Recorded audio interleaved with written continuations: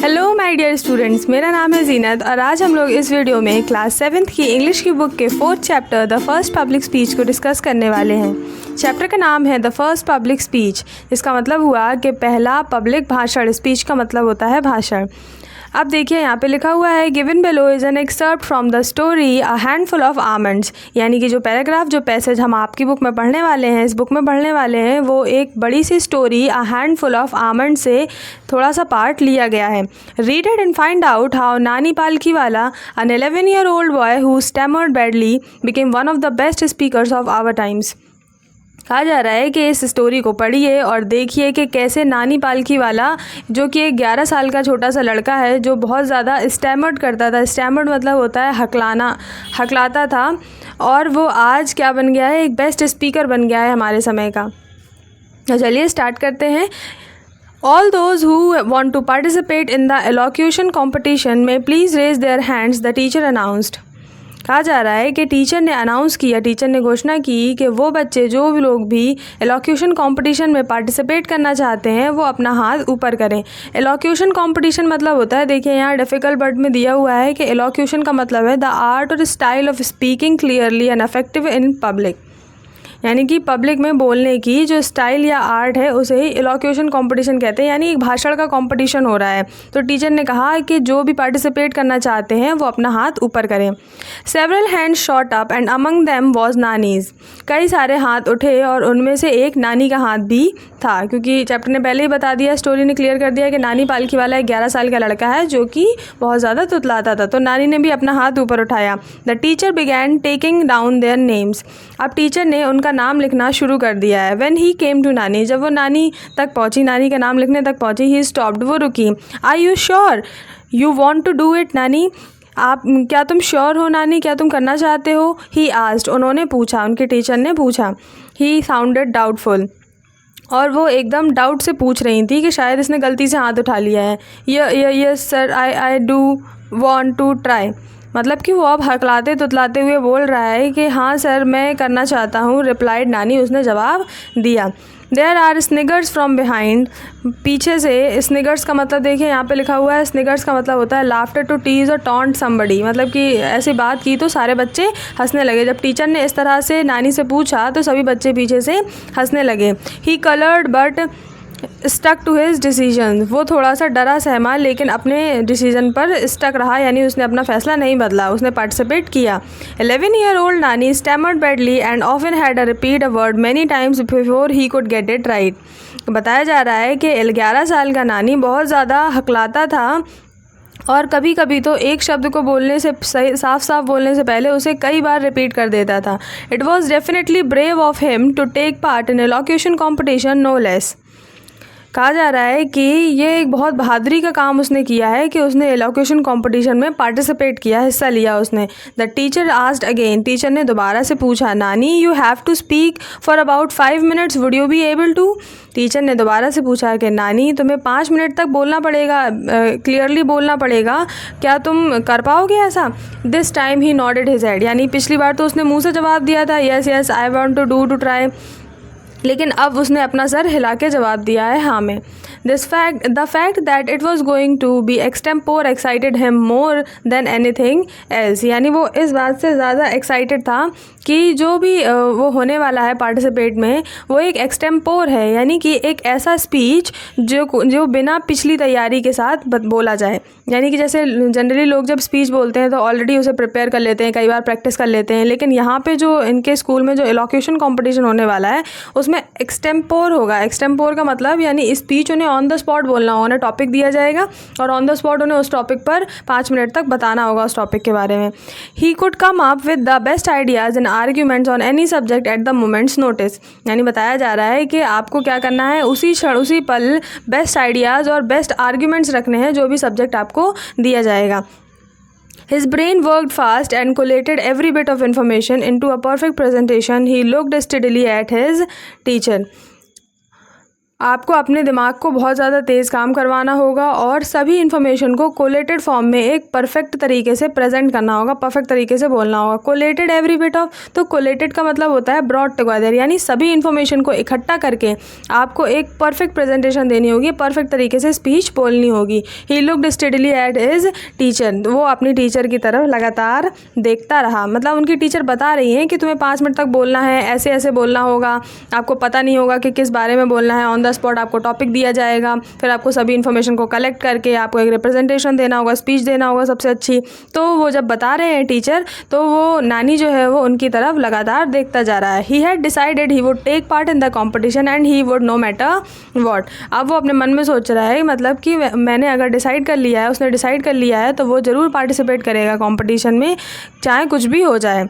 He stuck his chin out as he stared straight ahead, उसने अपनी चिन बाहर निकाल के बाहर की तरफ देखा। He was a proud as he was stubborn, वो बहुत ज़्यादा प्राउड था क्योंकि वो ज़िद्दी था।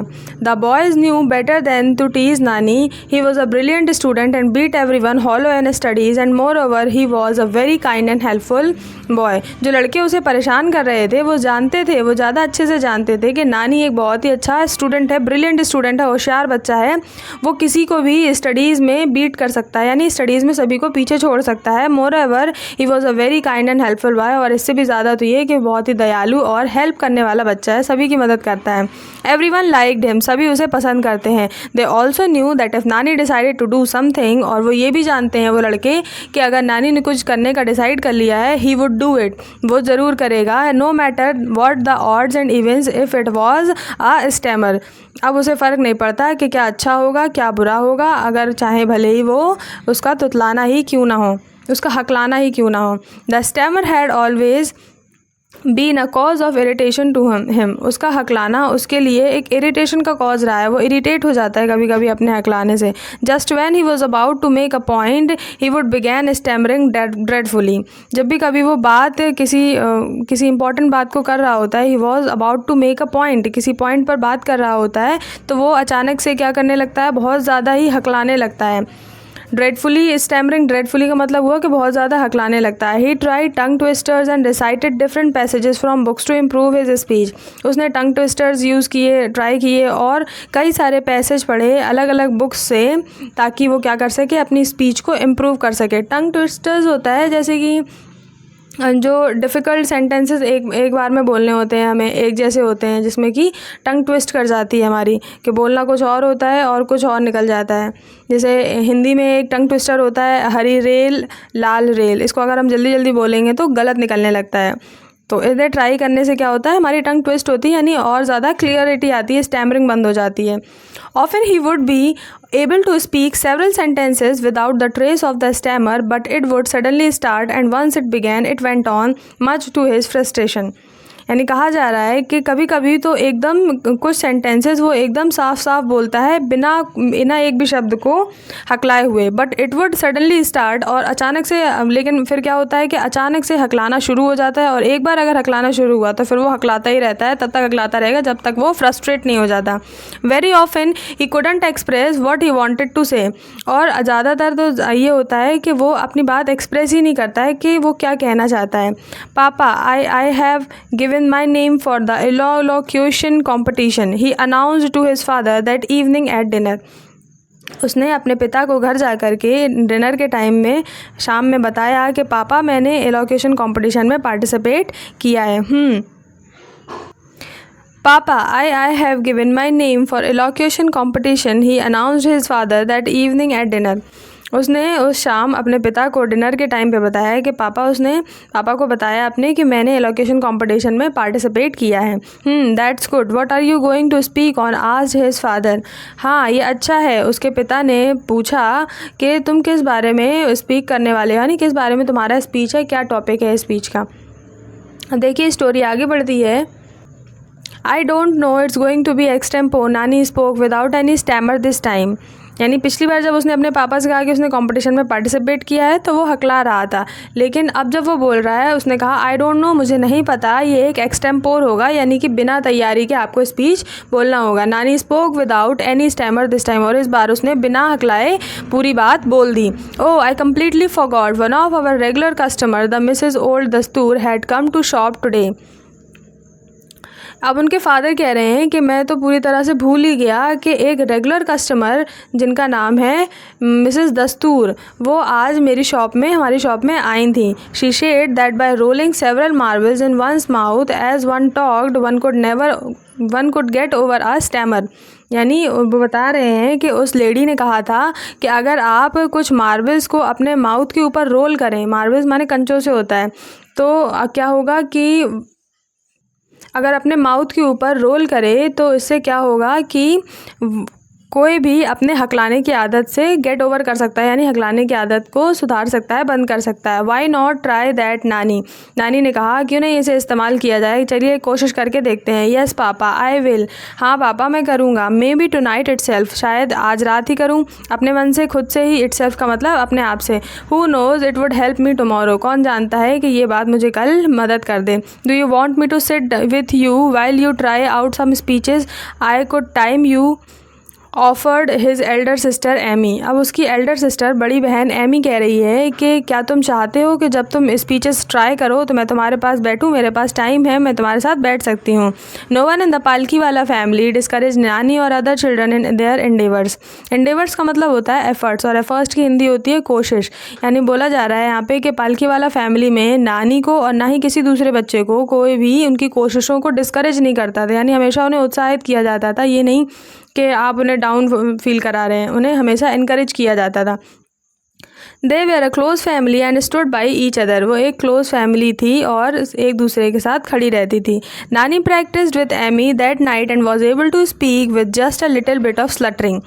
यानी कि बता रहे हैं कि नानी ने उस रात एमी के साथ बहुत ज़्यादा प्रैक्टिस की और वो बोल भी पा रहा था अच्छे से, बस थोड़ा बहुत ही हकला रहा था। You will do well she said encouragingly, उसने उत्साहित करते हुए कहा। किसने? उसकी बहन ने अपने भाई से उत्साहित करते हुए कहा कि तुम अच्छा करोगे कल। Nani was grateful to her encouragement, और नानी बहुत ही ज़्यादा थैंकफुल था उसके इनकरेजमेंट के लिए कि उसने इतना अच्छा उसे इनकरेज किया।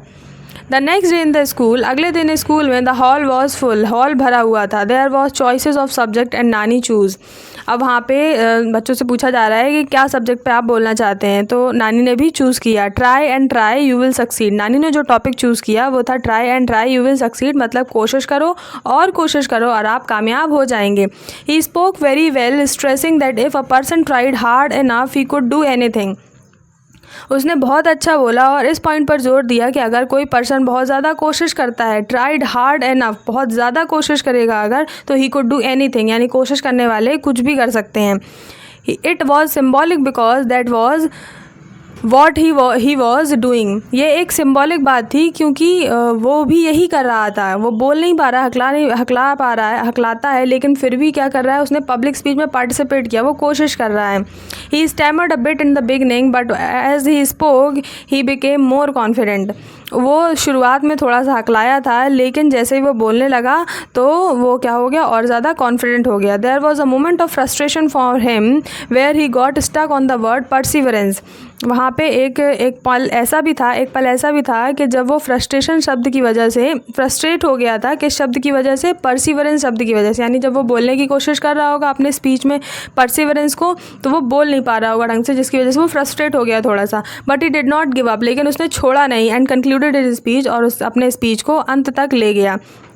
To resounding applause. Nani had just given his first public speech, और नानी ने अभी अभी अपना पहला पब्लिक स्पीच दिया है। His speech that day didn't win him a prize, उस स्पीच ने, उस भाषण ने उस दिन कोई प्राइज़ तो नहीं जीता, मतलब उसके भाषण ने कोई प्राइज़ तो नहीं जीता, but got him special mention from the principal who had presided over the competition. लेकिन उसके प्रिंसिपल ने अलग से उसके बारे में स्पेशली मेंशन किया कि देखिए ये एक बच्चा है जो कि हकलाता है, लेकिन फिर भी उसने पार्टिसिपेट किया और इतनी अच्छी कोशिश की, इतना अच्छा बोला।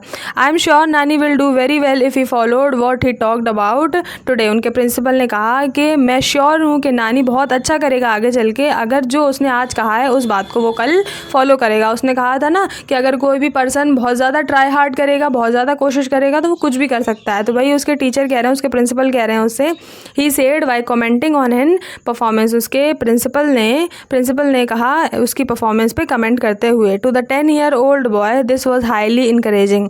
उस 10 साल के बच्चे के लिए ये बात बहुत ज़्यादा उत्साहित करने वाली थी।